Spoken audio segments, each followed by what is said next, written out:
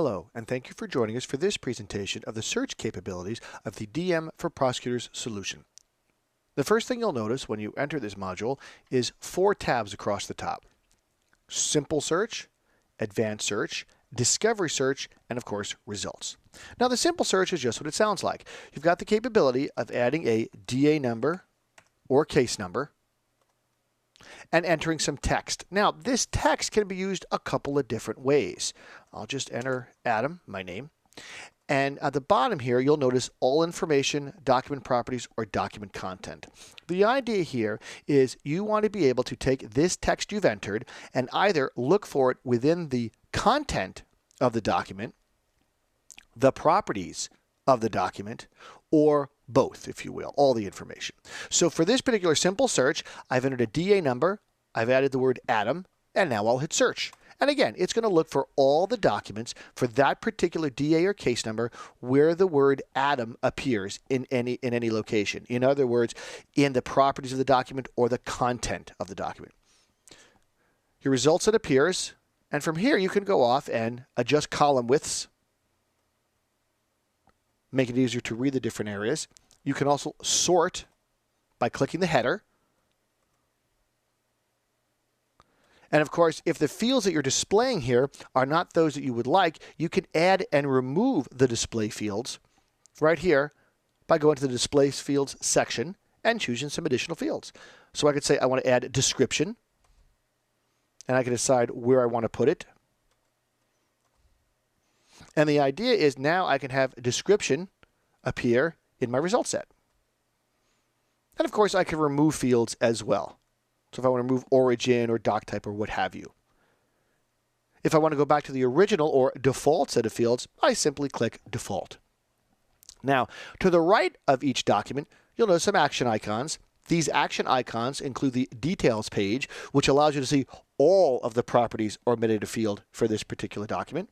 You can, of course, download the document to view it, or you can check out the document. The idea here is I want to be able to check out that document for editing. So if this is the kind of document where perhaps I'm going to redact it, if it's a PDF or what have you, I can go off and edit that document. The next thing you'll notice, of course, is our export. The next thing you'll notice is our export list to Excel button. Now, the idea here is I might want to create a manifest or inventory list of all the documents in my result set.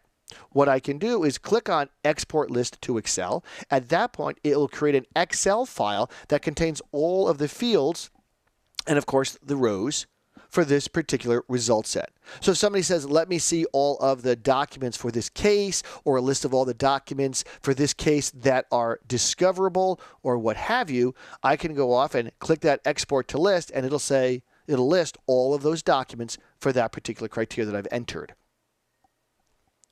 Export documents is the idea that says I want to pull some of these documents, pull them together, if you will, and be able to hand them off as one larger file. So if you'll notice these little check boxes down here, if I click the top one, it'll select all, or select individual ones. When I select these 3 and hit Export Documents, it'll take those 3 documents and pull them together as one PDF file.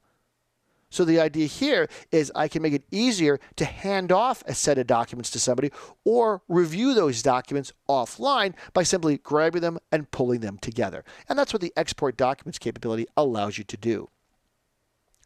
Now the next tab, Advanced Search, the idea here is to be able to enter more criteria for our search. So in this search, you can enter the DA number or even search for the DA number or search for a person-only document. We talked about that in one of the previous presentations. We talked about the idea that says, Adam, this document needs to be associated with just a person and not a doc. How do I do that? The idea is, again, you'd attach it to that person. So that way the document is germane to the person and not necessarily a case. You can do those kinds of searches here. You can look up people by role, name, date of birth. And to keep in mind, these lookups for people are going against your existing case management system.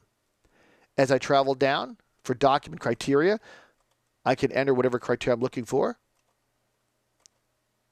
All right. And I can also turn around and say those added by, say, Adam. So now when I hit search with this more advanced criteria, I'll get a shorter list. See? And again, same results page where you're able to do what you need to do to work with that list. Now, heading back real quick to advanced search, a couple of things you want to keep in mind. Not only can you do the document criteria we talked about here, but remember, here's that description box, so you can enter information about the description and search against it. You can search against the comments section and text inside the document, so the full text searching. So as you can see, it's a pretty robust search capability, not always required depending on what you're trying to accomplish, but the idea is depending on the user, they may want to do a simple search, which is simply entering a DA or case number and some text to find a document set, or the advanced search, which allows them to enter substantially more criteria. Now, the other piece I want to show you is the discovery search. The discovery search is primarily dealing with, of course, discovery packages. I'll go off and enter a DA number, and I'll hit search. And what will happen is I'll be presented with a couple of different things right off the bat. I'll be presented with a list of documents not currently in discovery packages. I will also be presented with a list of discovery packages.